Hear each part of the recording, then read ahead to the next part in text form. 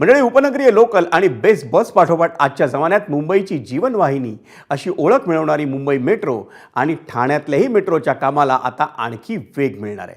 कारण नजीकच्या काळात मुंबई आणि ठाण्यासह आसपासच्या महानगरांमधल्या महापालिकांच्या निवडणुका होणार आहेत आणि त्या निवडणुका जिंकण्यासाठी महायुती सरकारनं लगेचच कंबर कसली आहे. देवेंद्र फडणवीसांनी मुख्यमंत्रीपदाची सूत्र हाती घेताच मुंबई मेट्रोच्या कामाला गती देण्याचा प्रयत्न केला आहे. त्यासाठी राज्य सरकारनं मुंबई शहर आणि मुंबई उपनगरासह ठाण्यातल्या मेट्रोलाही भरघोस निधी मंजूर केला आहे. राज्य सरकारकडून मुंबई, ठाणे आणि पुण्यातल्या मेट्रो मार्गांसाठी मिळून जवळपास 272 कोटी रुपये MMRDAला वितरित करण्यात आलेत.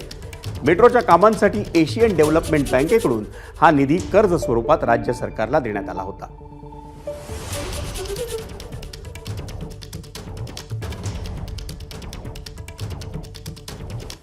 आपण याविषयी सविस्तर माहिती पाहूया ग्राफिक्समधून.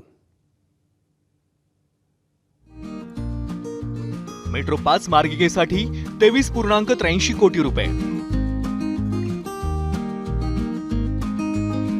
मेट्रो मार्ग 9 आणि मार्ग 7 मार्गिकेसाठी 22 कोटी रुपये, मुंबई मेट्रो 7 साठी 27.50 कोटी रुपये,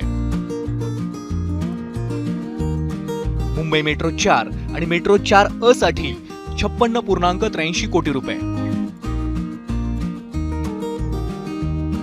मुंबई मेट्रो 2B साठी 53.90 कोटी रुपये,